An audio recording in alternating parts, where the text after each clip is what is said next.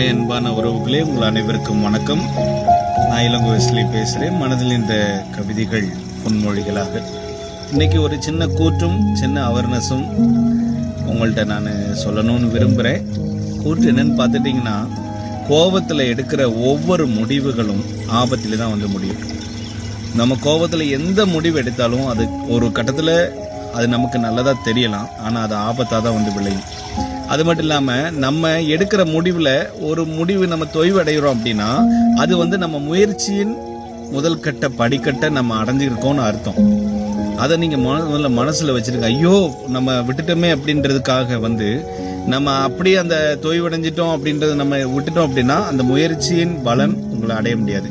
என்றைக்குமே பெரியவங்க சொல்லுவாங்க, பெருசாக நினைக்கணும். அதாவது நம்ம பங்களா கட்டணும்னு நினைக்கணும். அப்போ தான் நம்ம குடிசையிலேயாவது வாழ முடியும்.